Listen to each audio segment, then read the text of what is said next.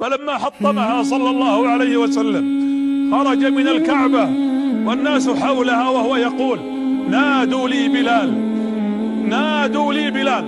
فأخذوا يصيحون بصوت بلال وهو يصعد الكعبة ويقول: يا قريش، والله الذي لا إله غيره ما زلت أذكر يوم أن كانت قريش تعذب بلالا عند الكعبة.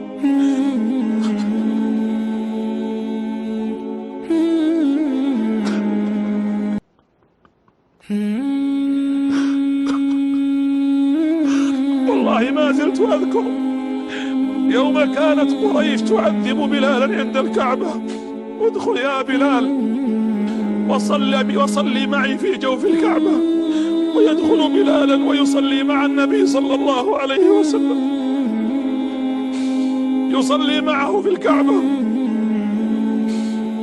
يقول العباس: فإذا بأبي سفيان يقول: أسمعت ما يقول؟ قال: نعم. يقول أبو سفيان: كنت وقتها أفكر كيف أجمع جيش وأحارب محمد. يقول: فإذا بمحمد يقف عند باب الكعبة قال: يا أبا سفيان، يا أبا سفيان، إني أسمع ما تقول، والله لن تفعل، والله لن تفعل. يقول: فعلمت أنه نبي. قال: فالتفت إليه وقلت للعباس: إني أريد أن أدخل معكم في دينكم، إن هذا الدين دين عظيم الذي يعز فيه بلالا. قال رسول الله صلى الله عليه وسلم: يا بلال، تعال واصعد على الكعبة واخرج فوق ظهرها وارفع بصوت الأذان تسمعه مكة لأول مرة.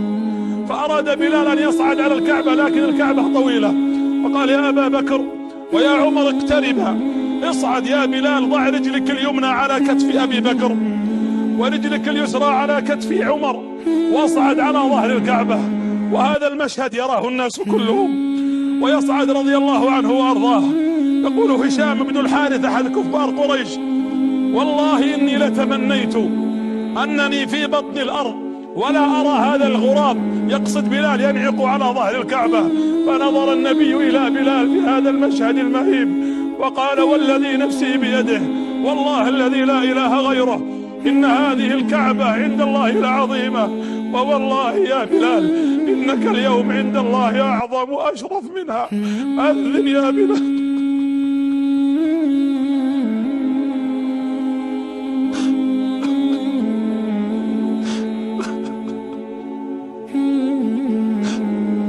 ويتقدم أبو سفيان يقول العباس: قلت له: اذهب وادخل في الإسلام. قال: هل يقبلني محمد؟ قال: محمد يقبلك إن أقبلت صادقا. يقول: وقلت: وإن لم يقبلني؟ قال: إن لم يقبلك فقل له ما قال إخوة يوسف ليوسف. قال: وماذا قالوا؟ قال: إن يوسف قال لهم: لا تثريب عليكم اليوم، يغفر الله لكم وهو أرحم الراحمين. يقول: فوقفت عند رسول الله أبو سفيان والناس ينظرون، فوقفت على يمينه فما التفت إلي، وجئت عن شماله فما التفت إلي، فوقفت في وجهه فقلت: يا محمد، تالله لقد آثرك الله علينا وإن كنا لخاطئين. فأنزل النبي رأسه قال: يا محمد، تالله لقد آثرك الله علينا وإن كنا لخاطئين. يقول: وأنا ألتفت على العباس والعباس يشير لي: أكمل، يعني كلم وحدد. قال: يا محمد، تالله لقد آثرك الله علينا وإن كنا لخاطئين. فرفع النبي رأسه ونظر إلى أبي سفيان وهو يبكي. قال: يا أبا سفيان، لا تثريب عليكم اليوم، لا تثريب عليكم اليوم، يغفر الله لكم،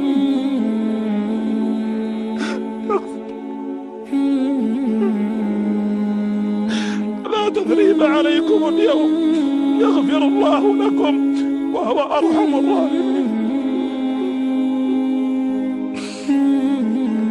فالتفت النبي صلى الله عليه وسلم ورأى حليمة السعدية التي أرضعت، فإذا بها عجوز كبيرة ما رآها النبي من أكثر من 50 سنة، فأقبلت عند الكعبة تنظر وقد ضعف بصرها. فقال النبي: من هذه المرأة؟ قالوا هذه حليمة السعدية. فنزل النبي إليها وضمها وقبلها ووضع رداءه لها وقال اجلسي إنها أمي أمي.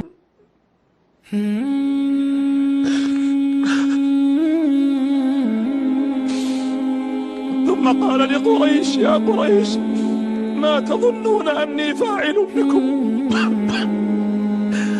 فقام سعد رضي الله عنه ابن عبادة قال يا رسول الله اليوم يوم الملحمة، اليوم يوم يذل الله فيه قريش. قال لا يا سعد، اليوم يوم المرحمة، اليوم يوم المرحمة، اليوم يوم يعز الله فيه قريش.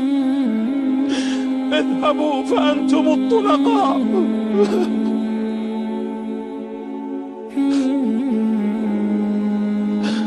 اذهبوا فأنتم الطلقاء. وبقي النبي 19 يوما في رمضان السنة 8 وعمره 61 عاما صلى الله عليه وسلم. وبقي في خيمة لأن بيته قد أخذه الكفار، وأسلم عكرمة وصفوان، وأسلمت هند بنت عتبة. أقبلت على النبي وهو يبايع النساء عند الكعبة، وكانت متلثمة أو متنقبة، فسمعت النبي يقول إني أبايعكن على أن لا تشركن بالله شيئا.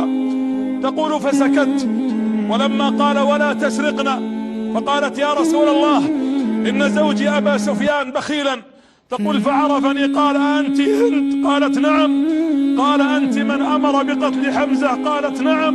فإنك قد عفوت عنا يا محمد، إني أشهد أن لا إله إلا الله وأنك رسول الله.